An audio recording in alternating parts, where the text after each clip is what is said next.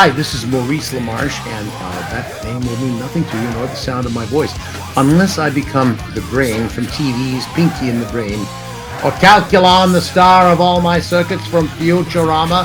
Oh, he is a bottle, so from Futurama. Puny human, this is Morbo the newscaster. On tonight's news, you're listening to Still Toking with on the Darkening Podcast Network. I will destroy you.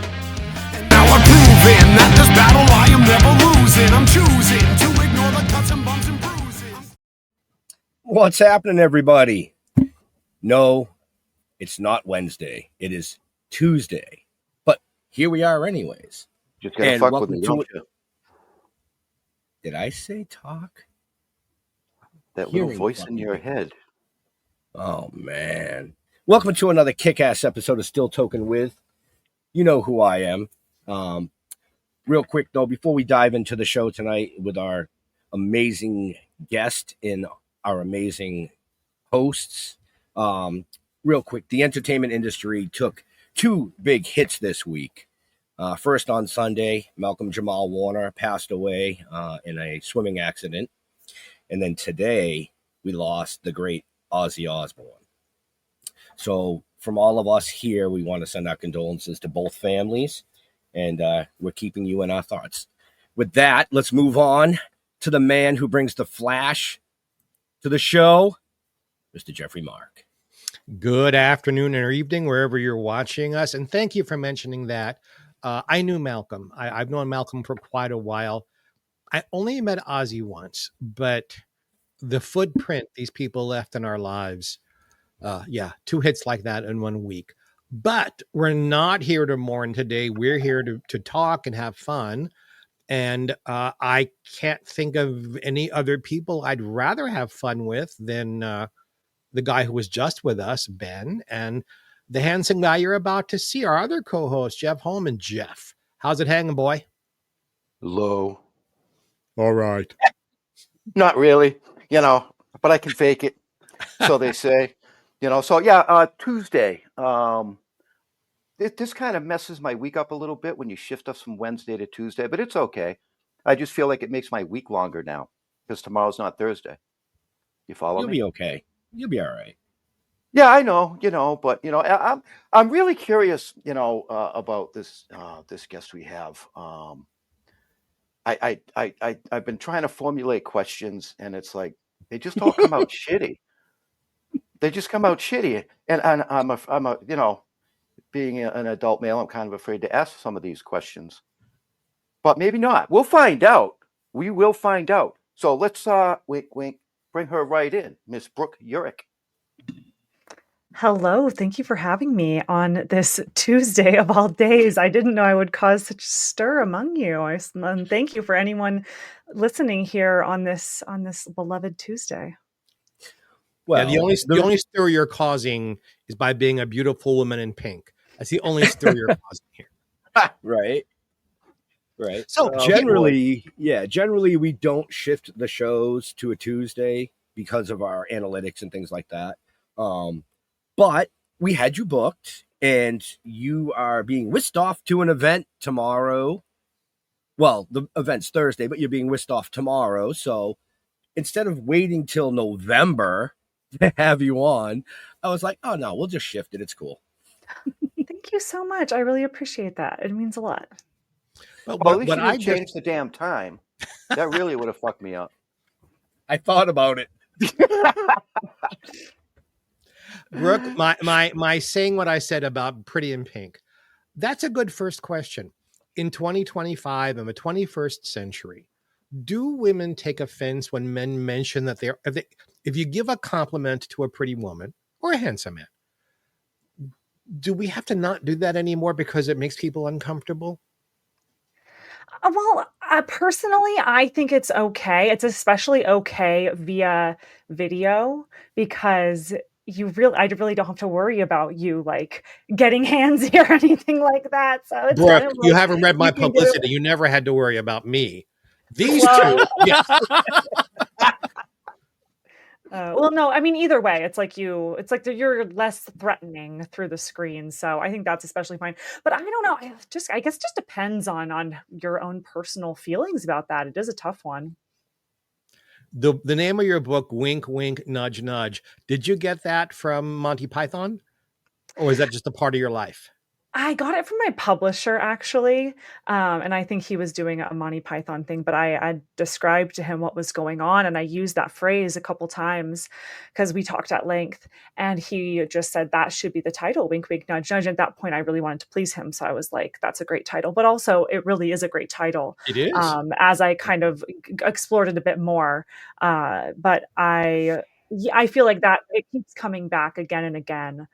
This idea of winks and nudges that, coach people in the proper direction, away from, being held accountable, I suppose. For our friends and fans who maybe don't know what we're talking about and what we're dancing around, could you briefly, and then we'll get into it specifically, a little bit of your history and what the book is about so they understand what all these references mean? Yes. So again, my name is Brook Urick, and I worked behind the scenes at a notorious sugar daddy dating website for 5 years, while also trying my own luck as a sugar baby for some of those years. And I wrote a book about my experiences during that time and what I learned, not only about life and dating, but also about how these websites are run, how the product is designed to coax, manipulate, wink, and nod, and protect predators through intentional anonymity. So that's kind of what the book is about in not so many words. I wrote a first person account of my personal experiences, and what I went through and what I learned during my time working there. So that is what the pink is. If you aren't watching and you're just listening, I do have a pink background. This is just from Amazon. It's like a stretchy pink brick background. And then my book is obviously pink. So I had a little blown up here of that. So yes, I did a pink thing because it is directed towards women. I mean, I think there's a lot of different audiences that can get something out of it. But yeah, women are the main target, young women. And I think a young woman would like to carry around a cute pink book. So that's why it's pink. And let's make your publisher happy. Who published your book? My publisher is Trine Day, and it's an independent publisher who publishes a lot of books that other publishers don't want to publish because it's a risk, or because it says something about our government that they don't want to publish themselves. So I actually found out about Trine Day because of Whitney Webb, which is another of my publisher's authors, who wrote a book called One Nation Under Blackmail about Jeffrey Epstein and his crimes, his financial crimes, and then obviously later his sex crimes. And I became interested in her after going through a lot of different experiences that led me to independent media and independent journalism. I was reached out to in 2021 after the Matt Gaetz scandal broke by ABC 2020 and the New York Times, respectively. And they wanted to know about this little website that was involved in sex trafficking of a minor to a congressman. And at the time, it had been a couple years since I had gotten let go from the company and like a layoff. And I was kind of ready to talk because I thought that the website was going to be shut down back in 2018 when there was some new legislation passed, which we can get into that. And I thought the website was going to be shut down. So then when I finally got, reached out to by these big journalists, I was like, oh man, like I should talk, like it's the right thing to do. Right. So I did. I talked to them for a long time. And those stories never came out, and those journalists don't talk to me anymore. And that was back in maybe like 2022 was the last contact I had with them. And after that happened, I became very skeptical of mainstream media for obviously the reasons that I just detailed in my own experiences. And that's kind of how I found Whitney Webb, and she was talking about her publisher at Trine Day, and I reached out to him and he was like, yeah, I'll publish your book. So, and that was, I'd already been trying to get my book published for some time before that, before I heard about him. So that's a little backstory. Sorry if I rambled there. Now, do you think that they just wanted to know your story so that they could get more information about this, but all along was going to bury it anyway? that is an interesting way of looking at it. And no, I just don't think it's that deep usually. I think it's kind of like, what's the Occam's razor, like the most simple a possibility is probably the true one, which I just feel like people at the top of these organizations like it the way it is for whatever reason. And I think a lot of them, are predators themselves. And, they maybe like being able to discreetly pay underage girls for sex using a website that directly targets impoverished communities and destitute individuals. I think they like it. I think they like it that way. And they have incentive to bury these stories. I mean, people that work for these big media organizations or that have some sort of affiliation or lobbying power or whatever, I think that some of them are users of this website or these types of websites, because I think a lot of what it is procurement. Like if you're familiar with the Matt Gaetz scandal, his like procurement person was Joel Greenberg, who is currently serving an 11-year sentence for like tax crimes and underage sex trafficking, because he's the one who procured the girls for Matt Gaetz. And I think that's what the website is being used a lot of times as, is like procurement for parties or for targeting young girls to see who is vulnerable and who is willing to do what and who's willing to take drugs and whatever. So I think it goes a lot deeper. And I do think there are like some honeypot type situations that are being, I don't know, perpetuated on this website. And it's an anonymous website. So like everybody is anonymous, like your identity isn't connected to this, like by design. So it sort of uses the anonymity of the internet and kind of exploits it to the most evil and diabolical corners of a website you can think of.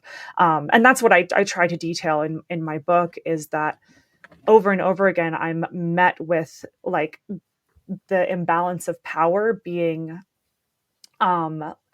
enhanced and facilitated and emboldened by like certain ways that the website is run, the marketing, and then just societal constructs and complexes that are designed to keep women having easy sex and working, because that's what I believe, is their goal. Oh, now do you feel threatened at all by doing what you're doing and trying to bring this into the public's eye?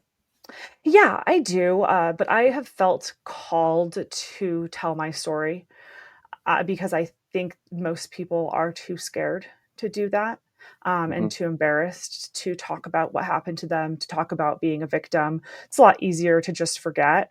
And I tried to do that for a long time, but those experiences for me, they don't like fade away like some kind of grief. Like for me, they compound and like they become more real over time as I'm witnessing it happen again and again in different ways with like OnlyFans and the way that porn is like demon, like creating really bad situations for children in particular, and they're desensitizing children to this type of content younger and younger. I live in Las Vegas, obviously, so the guess lots of different things go here, but I'm driving down the street and there's a billboard and it's got a scantily clad woman, which is I guess sort of normal here, but it's an ad for an OnlyFans model, and the OnlyFans logo is just all big, and then it says like her handle or whatever, and it's like, kids are driving by this, and kids have phones. It's like, are you trying to I feel like it's the same thing as the tobacco products. Like, are you trying to get kids to smoke strawberry flavored tobacco? Like, are you trying to get kids to like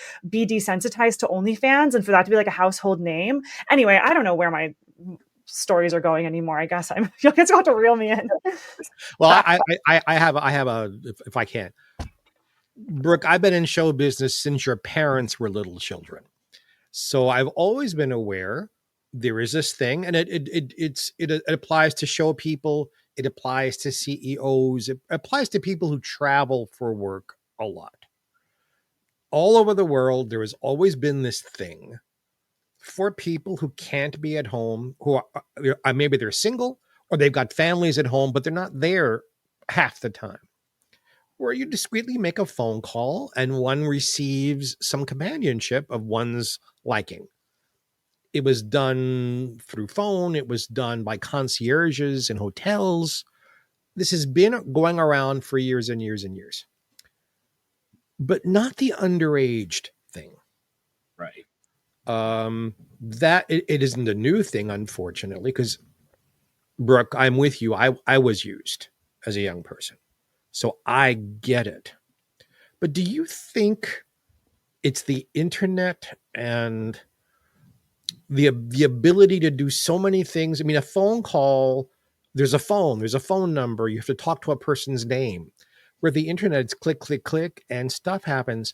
Do you think the pedophilia part of this is exacerbated by the internet? Do you think that's part of the problem?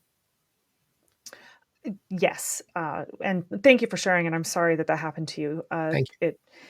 It is partially the internet. I think it is certainly exacerbated by the internet. I think there's lots of other forces at bay, but it's interesting because my story starts being preyed upon using AOL Instant Messenger. I was 14. There was a 26-year-old man who used AOL Instant Messenger to lure me to a motel room to have sex with him, and I write about that in my book as sort of like setting the stage for the fact that it has been going on for a long time, but I feel like it's sort of hit a tipping point and like a pinnacle where that they're making it just so much more okay for like adults to have relationships with young children on the internet. Like it's just kind of crazy to me that that is allowed and like basic like protections for children aren't in place. And you know, obviously as I get older, the 18-year-old girls look younger and younger, and it feels like they need to be protected more than they are. And I just feel like if they knew the truth about these things, they're smart and they would make good decisions for them. But they're being lied to and they're being preyed upon both emotionally, like through their deepest desires, like lying to them and telling them that everything they've ever wanted is just on the other side of this screen. And that's not true. And it's diabolical to even make that even a thing that someone could believe. And yet I think they're doing that. And I think, yeah, the goal is to keep, you know, women in a place where they're the prey. They can be preyed upon. How do you feel? Because I have an opinion about this, about sex workers in general. Do you think society needs sex workers, or do you think the entire industry of sex working is wrong? It's a good question. And I was actually like, up until about maybe a year ago, I started doing some work with some different organizations, like the World Without Exploitation, which is who I'm going to be visiting on Thursday in DC for their youth summit. But they are an anti-sex trafficking organization. And I hadn't really consumed a lot of content or hadn't really read a lot up into the arguments of sex work and quote sex work. And we don't use that term in the community. We use the word prostitution. And I like this quote that I heard from Ashley Judd, actually, who spoke at one of the last conferences. She said, we don't say sex work because mouths and vaginas and anuses are not places of business.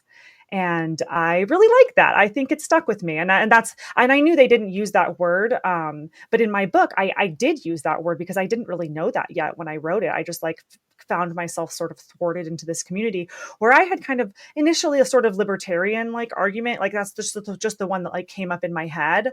And I was like, well, how do you kind of defend that? And then you guys, once I started really learning about the arguments and about how deeply flawed the legalization side of things is, I am completely against any kind of prostitution or even honestly, even porn content and OnlyFans content. Like, I just think that it needs a lot more regulation. And I've just learned a lot more. So that is certainly where I stand. And if you want me to get into a couple of those arguments, I can kind of get into that if you want me to. You know, I've known personally many people who do this for a living. They are adults providing services for other adults, both female and male. And some of them, I think, lead happy lives. This is a choice they've made. And then there are others who have been completely exploited and should never have been brought into this. And the reasons for being in it aren't healthy, and the drug use and all the other things. So I don't have an opinion. It's like person by person by person is how I look at it. But I agree with you on a lot of this. OnlyFans, how many young people, male and female, all day long, click, click, click, click, click. Do you do anything except take naked pictures of yourself? Have you developed any other part of your persona besides that? Yeah, that's not good. And people who live on porn, no sex in real life is going to be as good because it's a show. It's not real.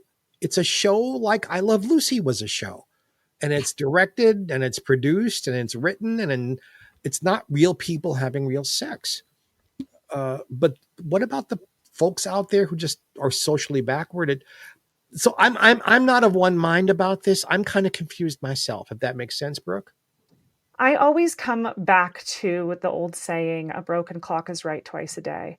And, just because it can possibly go right, and just because there are prostitutes out there who just love having sex for money and would love to do that, even if there was no money involved and would just choose that, I'm sure that you can find those cherry-picked case studies, but the majority of people are not like that.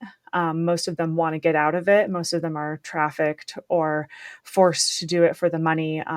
But also, the arguments for legalization, they exist in some sort of vacuum, which is like crazy to me. Because if you think about it already, like the supply of prostitutes is already not enough for the demand. So Yeah. if there were to be some sort of legalization effort, it would only lead to more problems and more people becoming sex trafficked and becoming victims. So even just on the merits of that, you really can't, there is no argument, in my opinion, for the one prostitute that just loves having sex for money. Like, I'm sorry, it just doesn't weigh out to me.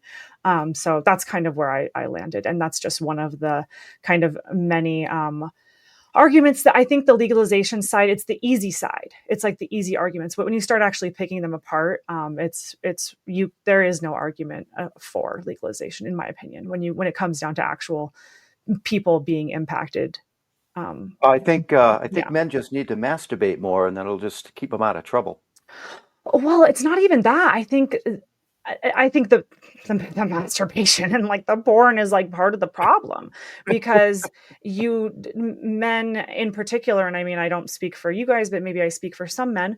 It's a little bit easier to just watch porn and jerk off and do it that way, rather than actually courting a woman and being involved in a romantic relationship in which like you have to like bring your emotions forward and stuff like that. Like, I think a lot of men, and I'm not saying all men, but I think a lot of men don't want to do that. They would rather just masturbate to the porn. So, I mean, I think that's a problem too. I would prefer, I'm single right now. Maybe that says a lot.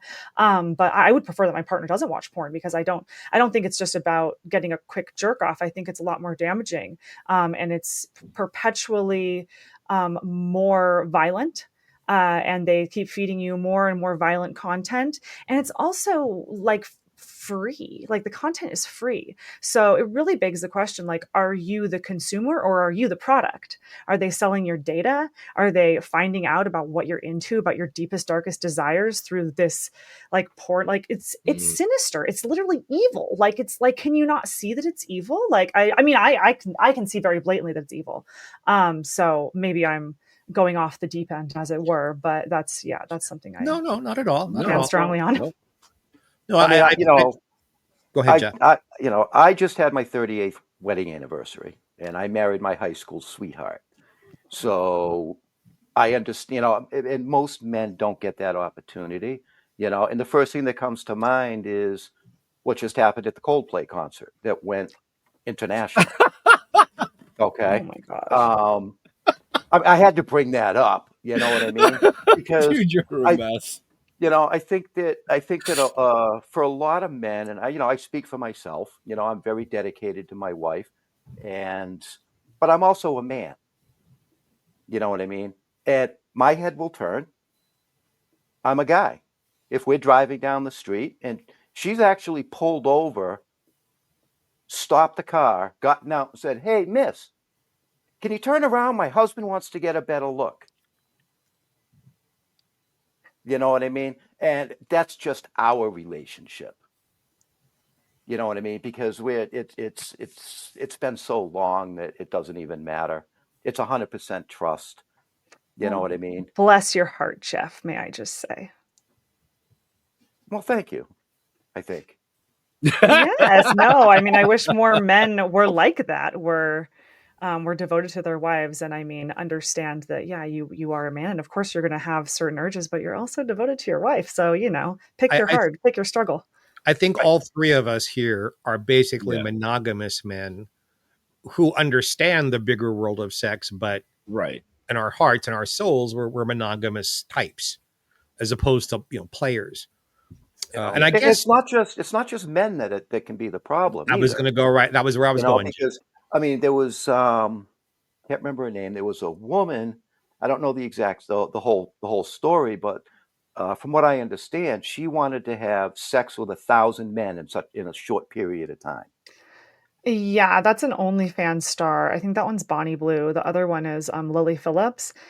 And yeah, that was I mean, it's I don't get it. I don't understand that. that's what Yeah. I'm talking about is they keep pressing the limits and pushing the boundaries of what is acceptable porn content.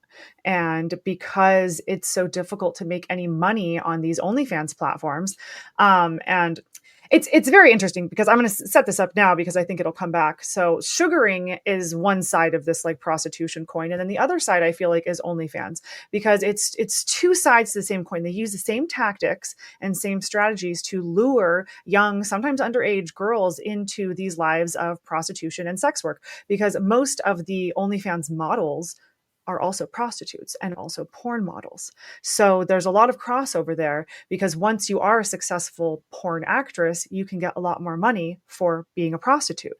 So that's kind of where it's a pipeline. It's all kind of the same, but what's very similar is the tactics used to get young girls to join, which is telling them that they will make easy money and it won't be difficult and they won't have to have sex and they don't have to do this or that. But what they get in the end is like in a sugar world, they get manipulated, conned, told they're going to get money. They might get frauded, like actually defrauded out of money because most of them are too young to know about like the Nigerian prince scam, like check scams and fraud scams. So when you think a sugar daddy is going to send you money, it really sets you up for a lot of like financial scams. So the site is rife with like fraud and like, I mean, that's just one corner of the problems with this. And on the side of the OnlyFans models, they get told that, oh, it's going to be quick money. You're going to make all this money. You're going to have all these followers and all you have to do is chat with these guys and send them the same pictures over and over again.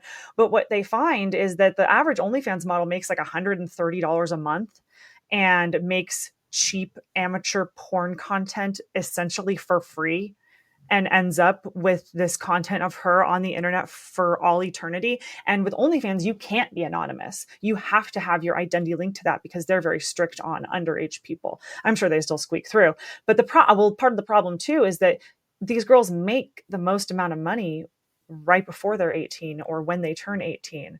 And that's like, there's been OnlyFans like countdowns to like her 18th birthday. And then that's when the highest earners earn money.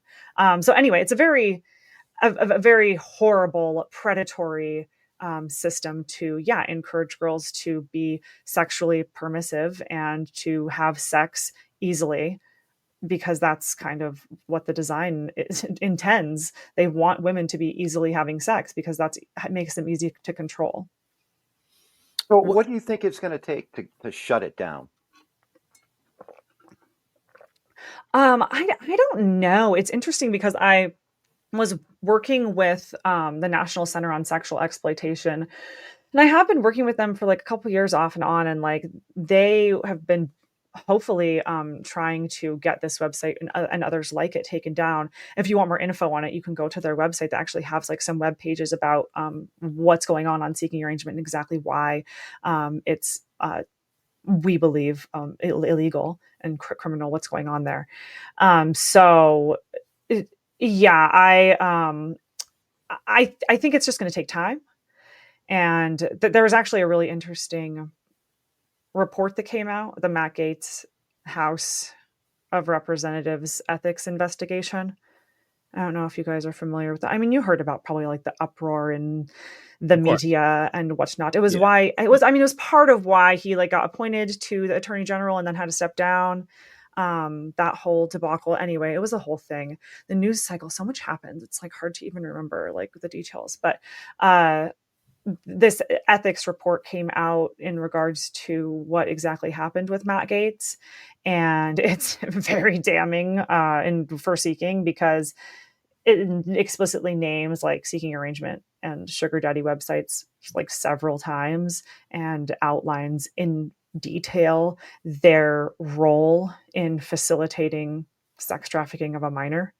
So it's like the law already exists. So back when I was working for the company in 2018, there was this law passed called FOSTA SESTA, which is sort of a provision to Section 230. Which have you guys heard of Section 230? Or like, Yes. I'm sure No. you have. You probably heard whispers of it or whatever, because it's a piece of legislation that's part of the Communications Decency Act of 1996. So it was written a while ago, and it basically is an extension of publishing rights from books, and like whether a distributor of a book, like a bookstore, is treated as the publisher of that content. And so when applied to the internet, which nobody really knew that would be like 90% user generated content back in 1996. But when they applied it to the internet, it basically states that websites that host third-party content are not legally responsible for that content. So it's like you can't be held responsible for the content third-party users post. And there's for better or worse, right? Like that's what allows, I mean, the internet, most of it to exist, like especially sites like Twitter and stuff like that. So it's for better or worse, but it also absolves dating websites of any kind of legal liability because they are not the publisher of that content. They're simply the distributor of that content. So it kind of leaves this weird kind of gray area. But in 2018, did you guys remember Backpage, that website that was shut down? Heard about it. Yeah, I remember. Yeah, that was I a little remember while hearing ago. some about it. Yeah. It was like an overt classifieds website for prostitution. So it was like $300 an hour, like this and that. And what happened was they were not reporting any kind of underage users to law enforcement. And so there was like a big flag put on them, and they got taken down basically. And it was part of this bill that was passed in 2018 called FOSTA SESTA, and it's the Allow Victims to Fight Online Sex Trafficking Act. And it basically says that websites that facilitate, assist, or support sex trafficking or prostitution are no longer covered by Section 230. And in effect, it shut down Backpage. But I don't know how else it's being applied, because when that happened, when that law passed, when I was working there, we were looking at it very closely, and we were like, oh, we could certainly be shut down based on what this says, because there's a lot of evidence of sex trafficking. I mean, you don't have to really look too far to find it. It's like in the news and in the House of Representatives ethics investigation, like and it's like a widely known fact. So it's like you really don't have to look too far to find that this is happening. So I don't know why it hasn't been shut down. It's like actually really crazy to me, which is why I guess I'm here telling you about it, Well, because I think that's messed up. I think part of the problem, at least in from what I'm looking at, is how much power does our U.S. government have when this is a worldwide issue? I mean, the owners of these websites could be anywhere. And how does the U.S. government control other countries' stuff like that? I mean, if you're in Nigeria and you put a website together and it's going to be something like this, how does the U.S. government come in and shut it down? I don't personally care what happens in Nigeria. I'm kind of all about the US of A. So But I it's think still we can. out there. But it's still out there on the internet. That's the problem. Certainly. I mean, I think I think there's a couple main issues in my opinion. And the first one is that they're lying to young girls.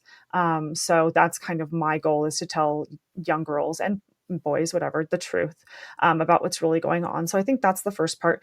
And the other part is that they are being treated like a legal, regular website by companies like MasterCard and Visa and being allowed to conduct like business as usual. And so, I mean, that's where I think you need to hit them where it hurts is in their I was processing I payments was going to and say like, that. Do you It's all think about the money.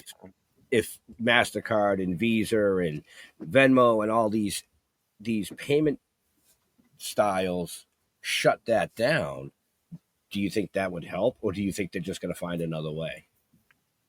I mean, yeah, obviously that would help. I think that would eliminate most of the people who are using this website. I mean, certainly, like you can go to other websites or whatever the case may be, but I think that kind of negates the point is like, yes, that certainly there's always going to be a market, but you kind of, just because it might be quote like a lost cause, or like maybe you'll never really make an impact, that doesn't mean you shouldn't try. Like it shouldn't, like doesn't mean you shouldn't at least try to do the right thing and to send a message to the other companies that are doing this, and to send a message to the public that like this is wrong and we don't agree with this, and legal loopholes be damned. Like we're going to do what's right for the public and of public interest. So like, come on, like, come on, guys. I'm listening here and feeling ancient. No, seriously, because the topic, I've got to just take 1 minute. I promise I won't go on and on. I'm timing you. Disclosure here. One is that there was a period of time in my very young entertaining life where I was the editorial assistant to Al Goldstein on Screw Magazine, and got to know those folks. In fact, I wrote his editorials for him. I had to make sure that anybody who was advertising in the magazine was over 21, not 18. But the way he and others spoke to women who were in the office, like I wanted to go home and take a shower. And I quit the job because, famous porn stars, I won't mention who, because they've had enough troubles. The way they spoke to women in the office, like, are you fucking kidding me? You're speaking to someone that way. And the other disclosure is that my cousin was Beverly Harrell, who owned the first legal brothel in Nevada, the Cottontail Ranch. And I got to see firsthand how that worked. And it made her very wealthy, but not very happy, and money issues. Let's just say her death was not an easy or happy one. And it was, I think, about money. So my background is in like touchable, real, as opposed to the internet stuff, because you're fascinating me with like how badly this has gone.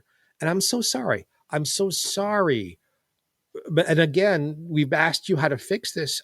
I don't know, because wherever there's this much money to be made, rarely is there a fix, because there's too much money going to too many pockets. How do we educate under 21-year-old women and men? Because these days there are just as many men doing this for the same reasons, and they're getting hurt in exactly the same way. How do we educate the young folks so that when predators do their mysterious magic, they just say, and call the police? Are you setting me up to plug the summit I'm speaking at again? Because it's 16 to 22. I'm not stupid, Brook. Follow me here. Is the yeah. Well, thank you. I appreciate that setup.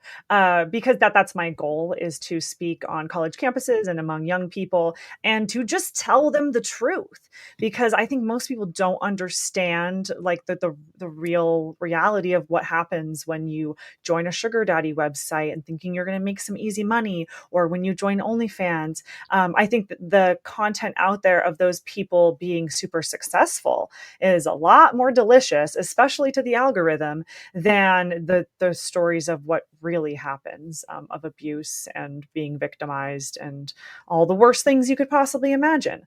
I am working with a couple different universities, and one of them is in Phoenix. They have an infusion of like nonprofit money. So they've been pouring a lot into the anti-trafficking movement and doing work in strip clubs and on sugaring, and where you don't know that these are predatory industries necessarily, because it's just so like modernized and so regular. Anyway, so I'm speaking at one of their events as well, about the mechanics of this and the dangers of it and how it really works. And they were telling me that they just did a study of incarcerated persons who've been involved in trafficking, and 40+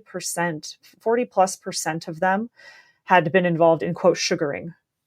So it just kind of tells you that there is overlap there. Like I said, a broken clock is right twice a day, but that doesn't mean that you should allow this system that sets people up to be routinely abused and put in situations where they don't have to consent, and consent, it doesn't matter. Because that's kind of where you find yourself. Once upon a time, after the success of my first book, I decided I didn't only want to write about show business. I wanted to write about stuff. And I started to write a book putting the spotlight on NAMBLA, which is a North American Boy Lovers Association. I know it from South Park. Well, that's a terrible. Oh, good heavens. Good heavens. I love it. It's real. It's a real episode. Oh, it's real. Matt, what were you thinking of writing episodes about that? And I must tell you, I interviewed some of the young people once they were over 18 who'd gotten away from it. I got death threats just for announcing on AOL. So this is back in the 90s, just for announcing it was my next book. Death threats. I got calls from people in the government, just threatened. I abandoned the book because I breathing is one of my favorite things to do. I wanted to be able to do that. Why? Have you given much thought? And we should let's plug your book one more time. Wink, wink, nudge, nudge. In the book, do you talk about what is it with society that we sexualize young people? You've said the term easy money about kids who are brought into this. I remember being a teenager. There was nothing about sex that was easy. It was nervous making and horrific. And I was already scarred from being molested as a child. And people say easy money. It's like, wow, that was like the least easy thing for me as a teenager. And I was kicked out at 15. So I was in the adult world really early. Why do you think, Brook? Why this sexualization of underaged people? Is it in history all the way through, or is it just 21st century has made it a bigger problem? I think the internet has made it a bigger problem because then older persons have access to younger persons with increasing ease and normalization of that. Because, there's just really no reason, in my case, there's no reason a 26-year-old man needs to be contacting a 14-year-old girl. Of course not. I can't think of a good reason. And yet that is, something that happens. And it comes at all corners. And it's so funny because I was having a conversation about this with my friend who's a new mother. Her child is about 2 years old, and I don't have kids, but I have some friends who have kids now. And so we're talking about kids things. And we kind of have a full circle moment where I'm like, when you have a kid, you literally have to think about every single system that has been placed upon them and upon you, and think, how does this system benefit a pedophile? Because there are so many of them. And once you see it, you can't unsee it. And once you start to learn about, actually what benefits your child and different ways of thinking that are contrary to modern teachings and what we do here in America, I think that's a lens that most parents need to look at the world with. And I think it'll change the way you feel, because I think a lot of these systems are designed by pedophiles who use the guise of other reasoning or the guise of anonymity to hide, their true motives. Because I think it is equally as common, but I think now it's just okay. It's the pedophile next door. They're all pedophiles. So why don't we just choose the one we can agree with, So I'm serious. I mean, it is sick to think about, but it is how I feel sometimes. Okay. Right. I mean, not to sound this may sound kind of weird, but it's a thing that popped into my head. I don't want to bring economics into it, but if you eliminate the supply, will the demand go away? That's my thinking too. And that's why my book is pink. And that's why I target like young people with it. And I write from a first person perspective. So I'm the only source in my book. Like I tell all the stories myself, and they're things that actually happened to me or that I witnessed. And I wrote it that way because I want to keep young people engaged with it. It's not like a book about like history, or like a lot of my publisher's other books are just like very research heavy and stuff like that. It's not like that. So it's really taking you from how you feel as a young person being preyed upon, and then how my perspective changed over coming of age and all of this. And that's why I wrote the book, is because I want it to get handed to young people who know about the evils, who want to make good decisions but are being lied to and are told something different about how the world is, versus how it really is. And so that's who I wrote it for. So hopefully they get handed my book, and that's how they make, I guess, maybe an informed decision, maybe not a better decision, but at least an informed one. Brooke, I'm do you going to jump in real quick. Oh, please, Ben, go ahead. So if anybody watching or listening is interested in obtaining the book, check the show notes up above or down below, depending on where you're watching or listening to us, because all that information is there. We haven't really got into Brook's story, like what happened behind the scenes and all that, but we kind of veered away from that, I think, for a reason. We want them to purchase the book. Yes. You know, so yeah, I think it's like a short book. It's not like you have to spend a lot of time on it, but I think the greater themes are what's more interesting, as opposed to like the individual stories themselves. So yeah, I think what we've talked about here is different, but also super important. There's I mean, this has one. been going on for a very, very long time, yeah. not just decades, but centuries, unfortunately. You know what I mean? I remember going to Italy and seeing some of these paintings. I mean, it's cherubs. They're painting children in these scenes. They just call them cherubs. So this has been going on, and some of those paintings are horrific. Nobody ever talks about that. I have photos of some of these paintings that are, in these, iconic churches and buildings and stuff. And if you really look into it, it was a problem back then too. It's been a I think, problem all through history. Oh yeah. I just think, like Brooke mentioned, with the internet, it makes it too easy. 10 times easier for predators to obtain what they want. Well, yeah, it created I'll tell you, bullies too, I've got two daughters. They're both in their 20s now, but growing up, I've got two granddaughters now. But if a 26-year-old ever came near my 14-year-old, I'd be doing this show from fucking prison. I would be doing the show from prison. Jeff down in the corner has known me for 38 years, and he would attest to that. I would not stand for that. You're taking me to what my next question was going to be. A great segue. We've spoken about government without mentioning anybody, but that government is part of the problem. And we've mentioned big business and money is part of the problem. And the internet is part of the problem. You know who we haven't talked about being part of the problem? Parents. Right. That's right. Brooke, how can so many young people be so sexually involved, perhaps obsessed, definitely used and abused? Where are the parents? Are they not teaching their children anything about sex or appropriate behavior? Do parents just, this generation doesn't care? Because the problem is getting, with every generation, larger and larger and larger. So just because anytime I have this kind of a conversation, it's like, all right, we're the fucking parents in this situation, a person, a situation. Tell me about the parents. And it's never Ozzy and Harriet. It's always people who didn't care, didn't know, didn't try. Brooke, talk to this, please. Yes, I mean, it's obviously partially the parents. I mean, I think we also need to look at the sex buyers.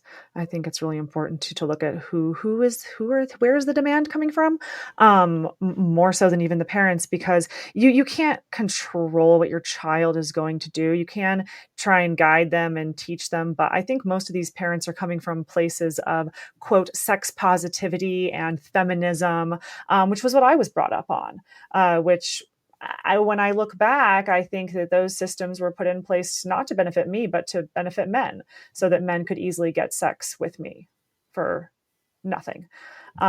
Would I be impertinent if I asked about your parents? Yeah, no, I think they did the best they could. I have good relationships with both of them. I mean, great relationships with my parents. My mom lives down the street. She's watching my dog tomorrow. My dad lives in San Diego still. We talk all the time. So it's not that I have a bad relationship with my parents or I don't like them or whatever. It's more so that the tools that they were supplied, and what they thought would be beneficial for me, was not true. And that, I mean, that's been something we have grappled with and reckoned with. But yeah, I mean, being put on birth control at age 13 and being told that, you can explore sexually, but just don't get pregnant, like that, I don't think that was the right route for a 13-year-old. But that's kind of what my mom was taught, was that, kids will be kids and at least they'll be safe, and you don't want to forbid something because then they'll just do it anyway. And so it led to a very like permissive style of parenting. I think that's what a lot of parents kind of like lean on, because the terms or the how you define your parenting or whatever, a lot of times is just to get you out of like certain situations. You're like, well, this is the way it is and this is the way it should be, instead of like really examining those systems and thinking like, well, like who does this benefit, and like is this going to benefit my daughter to be like brought up this way?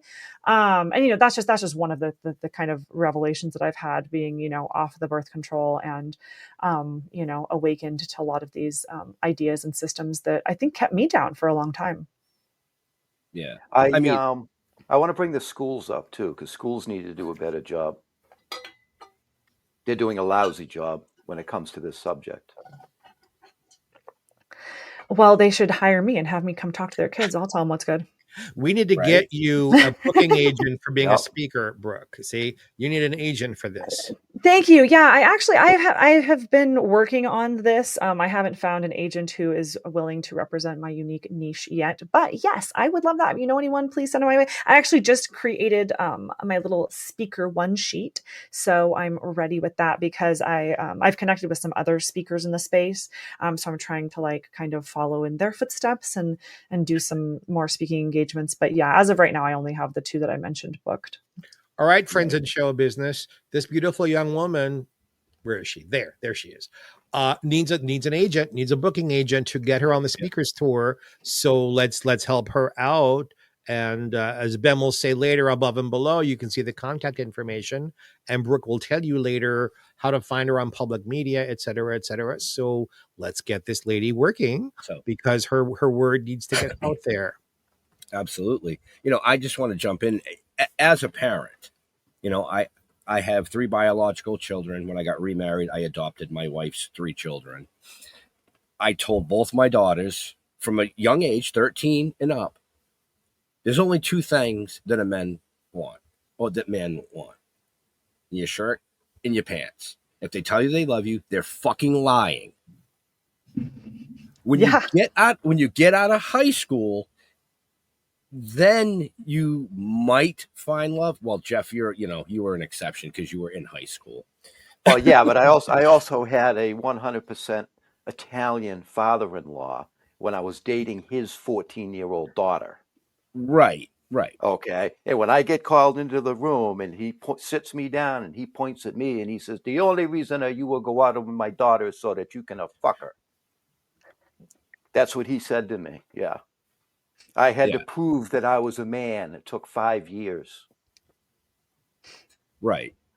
But I did, and I'm brutally honest. Yeah. Way too much pressure on young boys and young men to prove what studs they are. Oh, yeah. Mm-hmm. Now, I was a gay boy. My family thought if they could introduce me to sex as early as possible, that the minute I would see breasts and a vagina, I would just turn straight. So I was exposed to pornography and okay, so maybe I'm an exception, but I think most of my friends had that, hey son, when do you get laid? Hey, come on, kid, show us.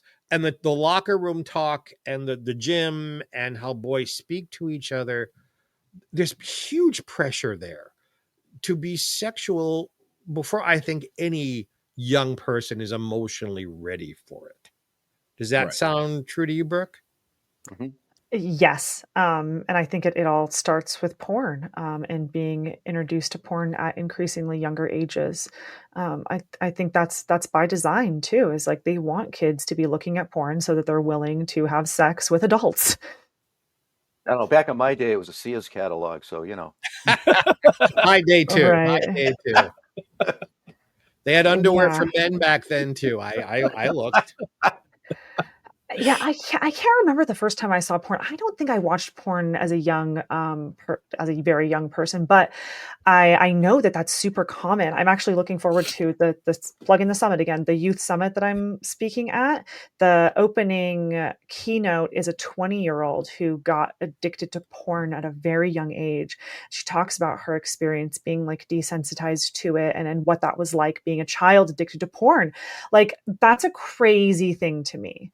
Like that's such a like talk about feeling old. Like that's such a far out thing to me that even I can't fathom being 10 or 11 years old and being addicted to porn. Like that's diabolical to me. Like that's like literally the demonic. Like that's so bad. I was still eating mud pies at 10. Brooke, Literally. I was lucky, Brooke.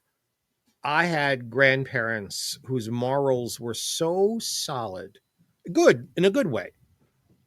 I was offered all kinds of stuff because I was 15 on my own. So between 15 and 20, I was offered porn. I was offered to be an escort. I was offered money and jewels and and I didn't do it, not because I necessarily thought it was wrong, but what was I going to tell my grandparents? How do I explain I went from a basement apartment in Manhattan? I'm now living in a penthouse with somebody 25 years older than I am. And I knew they weren't stupid, and I knew that I would shame. See, I didn't worry about shaming me. I worried about shaming them. That's why I'm asking about the parents, because there should be that thought in the back of kids' heads. And nobody seems to have There's that. not. There's not anymore. I mean, like I said, I raised 6 kids. Most of them all turned out pretty good. But between the ages of 13 and even now, the 24 and 25-year-old, but they're going to do what they want to do. So the only thing you can do is try to steer them away from it, but be honest. Be honest. I mean, 14 years old, you're not in love. He wants what's in your pants. It's that fucking simple. And if they're 10 years older than you, don't let me find them. It's difficult to monitor those things, I know, as parents, but I think it starts with just being honest about being a victim yourself. Because I think if more parents, because I mean it's 1 in 4 people, right? Like there's a lot of victims who are parents, but they don't ever talk about those experiences. And I think being vulnerable with your kids and talking about how it will happen, and how maybe it happened to you, I think that would be beneficial. But again, I don't have kids, so I can't speak to whether or not that'd be a good idea. No, it's why I talk about my experiences, so that maybe someone listening can pick something up. By the way, a tip, Brooke, as a speaker, when you talk about the company and you parting, perhaps laid off is not the best term to discuss leaving. I mean, I agree. I usually don't say that, but if you want me to get into why, it's a little bit interesting. Please. Which I is made my joke. Now tell us the story. Yeah, I mean, in my opinion, I think after the FOSTA legislation, they were cleaning house, so they could easily evade or obfuscate their liability or say that, oh, we used to do that, but we don't do that anymore. Look at all these people we fired who were doing that, but now we don't do that anymore, sort of thing. So yeah, I mean, I kind of think it was me and a lot of people who weren't drinking the Kool-Aid anymore, or who had things to say about the way the site was run. So yeah, I mean, you'll have to read about it in my book, but yeah, like 12 of us were let go. And I thought it was the beginning of the end. Like I thought the website was going to be shut down because of the legislation that was passed. And just like the temperature internally at the company was paranoid, like terrified. So it's like you kind of just assume that things are going to work out that way. Like, you know, that the arc of the moral universe is long, but it bends towards justice and all that jazz. But yeah, I guess we're still working on justice. So here I am. Oh. Now, is that company still in business today? Yes, and they have Wow. completely shed their skin, revamped their public image. Now they advertise on Snapchat and Instagram and pretend that they're not doing exactly what they're doing. Wow. Yeah. Those people. I can You just say, can't wow, trust that's all I can nothing say. anymore. Can't Yeah. trust anything anymore. Yeah, and I think if someone is thinking, oh, well, you know, you're just a disgruntled employee, I would say, like, yeah, obviously I'm disgruntled. Are you not? Like, are you? Is Right. it okay with you? Like, if this is all okay with you, then it sounds like you're on the side of the predators. And so this isn't about like me versus you anymore. This is good versus evil. Like Right. you can't argue. Like you can come after my character all you want, but you cannot come after my argument because it's all true and it's right and it's exactly what I witnessed and what I believe. There is a special place in hell for predators who spend eternity having anal sex with cactus, and hope they really enjoy that. Amen. Right. So I'm I've said that in the curious, you know, past. you I want love to do, it. you're starting to do some speaking and stuff. You said you have 2 booked right now? No, just How's one. just Just 1. book. Yeah. How many places have you reached out to, and who are you reaching out to get these engagement? And what is the reception like? Thus far, it's just been people I've met along the way. So I work with a couple different nonprofits, anti-sex trafficking organizations, who reached out to me actually because they find what I have to say impactful and interesting, and they want their audience to understand how predatory these websites truly are. And that's kind of how I've been forging my connections thus far. I was trying to reach out to different like program centers and like student centers because I really want to do college campuses. Like I think that's where I can make the most impact. But I am yet to actually do any college campuses. I do have one booked in October, the one in Phoenix. Well, college campuses are fine, but I'm thinking more the high school level. Oh yeah, I was just gonna Yeah. say Because you even gotta middle catch school, these kids, you 8th know, when they're grade, man. 13, 14, 15 years old, not Yeah. when they're 18 and 22 in college. That's just what I'm Yeah. thinking. Now I'm curious how the school, like if you reached out to your local high school in your area, would they be open to having you come in and do a talk? I imagine they might. I'm sort of hoping to not do it for free. So I feel like a lot of times the budgets are with colleges and universities. And I do feel like the impact is like it's almost not, I think it's not quite age appropriate for most high schoolers. Maybe once you hit like 17, 18, it might be age appropriate, but I really wouldn't want to hit like too young of kids with this It makes because sense. Yeah. it's like you don't want to desensitize to them to that kind of thing too soon. But I think like a mature 16 or 17-year-old could handle this, but I wouldn't say that's all of them. So I don't know. I think it'd be very strange in my opinion to do it for like younger kids like that. And I personally think 18 or like maybe 17 to like 22, like that age range is when you stop getting money from your parents usually and you start having to provide for yourself. And the idea of a sugar daddy or of starting an OnlyFans account becomes not only viable because you're out on your own, you're away from your parents, like they can't tell you what to do anymore, but also you're legal and you can actually do those sorts of things without, any kind of legal ramifications in terms of like your age. So, I mean, and also I just feel like it would be weird to like go, then I might like see them out or something. I don't know. I wouldn't want like high school kids coming up to me and being like, because they're also like, you have to think like they need to be old enough to not make it a punchline.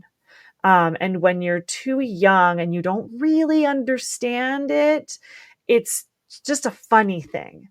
As opposed, I will tell you, I've gone back to my high school and spoken about this. And that's the only reason I'm interrupting you is, there were one or two wise guys who opened their mouths, who said, "Oh, well, I want to be a male prostitute a porn star when I grow up." And my answer to them, once the laughter died, was, "Then you better be the best male porn star there ever was. Because what I'm looking for you to do is do your best at whatever it is you want to do." So I turned his joke into, "All right, motherfucker, I hope you're well hung and make lots of money and don't be a jerk." But for the most part, the teachers and the kids, they were very quiet hearing about some of my stuff, but respectful. So, have a good long talk with some of these speaker bureaus, and maybe they can get you speaking gigs so you can go places that don't pay and you can balance that out for yourself, because what you're talking about needs to be heard. You also need a publicist, but that costs money. So speaker first, publicist, and we're going to make you a star, Brooke, is what I'm trying to tell you here. She's already made herself a star. Stop. No, thank you. I appreciate you. I mean, I have not gone hard on this in marketing wise. Truthfully, I thought there was going to be some different productions and things that happened that ended up not happening and kind of setting me back in terms of getting the word out there about this story and about this book. But I am hopeful and patient, and things happen in divine timing. So I'm just kind of waiting for that. But yeah, of course, I love all that advice and thank you. And yes, book me. I have a last question. Is your book rated? No, it's not rated. I don't think he did like a rating or anything like that. It's an independent publisher, so I mean, it is on like Audible. I actually did the Audible myself, like the recording of it, and produced it and edited it myself. Okay. Is it something a 13-year-old girl should read? If she is mature and she's already like entered that world, then like sure. But I wouldn't give this to like your average, what I want to believe is like average 13-year-old who's not really exposed to that sort of stuff. Like if it's something she's already kind of thinking about, that's who I really want to get handed this book, is someone who is thinking about making the OnlyFans account or thinking about getting the sugar daddy, or maybe she's been on one date with the older guy but nothing's really happened yet, or maybe she's been to a couple parties where she's brushed the edge of being trafficked. Like it's kind of like for people who might be wondering why it's wrong. Like they're not quite sure, like they haven't quite made up their mind yet. So yeah, that's who I think it can help the most. All right. Well, Jeff, you asked your last question because we are way over time here, but Mr. And on Jeffrey a Tuesday. Mark, and on a Tuesday. Mr. Jeffrey Well, Mark. something was going on because I don't know if you guys saw the light bulb blew behind me. Is that what happened? Yeah. I thought it was just you. It's the incredible heat you give off, Jeff. Just Yeah, I wouldn't go with that either. No, it was Ozzy. It was Ozzy. It was the Lord of Darkness. Yes. And we are running late. Brooke, is your book available on Amazon? Yes. Yeah, Amazon, Barnes & Noble, and Audible. It's in the show notes. Okay, look at the notes up and down. But just I'm an author of several books. This is what you do. You tell people where they can find your fucking book. So go to your website. They can see some of your podcast episodes as well. Absolutely. Yes, if you want to hear more of my voice, Audible or YouTube. Mm-hmm. Which is also in the show notes. It is. Oh, Amazing. You're the course it best. is. Oh, Ben's trying to shame me. You have to try harder than that, kiddo. No, Anyway, I'm not trying to Brooke, shame you. Brooke, I applaud you and your bravery. And, Absolutely. maybe you should start naming names of companies too and shed some pink light on their darkness. I mean, you'll just have to read the book and see who I name. Which is, I mean, I didn't really name anyone, but All you right, can friends find and out. fans, go buy the book and read it and see what she has to say. That's all I got this week. All right. Mr. Holman, are you done with your questions? Yeah, this was very eye-opening, actually. I mean, Oh, yeah. everybody knows that it's a problem out there, but I don't think anybody or most people just don't know the scope of it. And I think Right. that's important. Let's get that out there because it is a serious problem. Well, Yes. 32 platforms worldwide, about 700 viewers tonight. So I think we're getting the word out there. Brooke, where do you like to interact with your fans on the social medias, or where can they find you? Thank you for that lovely outro. And if anyone wants to find me, you can find me at brookurick.com. I'm on YouTube under the same name or Instagram. But yeah, feel free to DM me or reach out to me. And yeah, if you have any ideas about the bookings, let me know. Excellent. Mr. Jeffrey Mark. Well, Same question. I can be found Jeffrey Mark. You see the spelling right there on Facebook. Jeffrey Mark Showbiz on Instagram. Mr. Jeffrey Mark in LinkedIn. Turn on your electric toothbrush. You'll find me there because I not only do this wonderful show every week live, but also we do Jeffrey Mark Plays Ella GPE, and Ben is producing that for me. And on some of these very same platforms and networks, you'll find my show about Ella Fitzgerald's music. So I'm in those places. I'm a frequent guest on other shows. I've got 2 books coming out in the next 18 months. So I'll be around. Look for Jeffrey Mark wherever you look for entertainment. Jeff Holman. Go to stilltoken.com. Everything you need to know is right there. Seriously. Did you just read that off? It's like you're reading it off the teleprompter, dude. Come on, what are you doing? Stilltoken.com, Token with the Dead on Facebook. Oh, and I also want to mention that issue 6 of the comic book series is in artwork.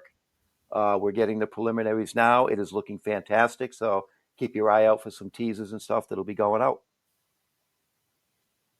Yes, sir. Excellent. So we want to thank Brooke for taking time out of her busy schedule to, she had herself muted. She was like, oh God, I'm done with these guys. Thank Christ. No. We want to thank Brooke for taking time out of her busy schedule. Wish you the best in your speaking engagement. Booking agents. Yeah, let's get her out there. To all our veterans and first responders, we want to thank you for doing what you do so people like us can come up here and do what we do. Stay safe. We'll see you next week. We're out of here. Have a happy. Peace. So come on.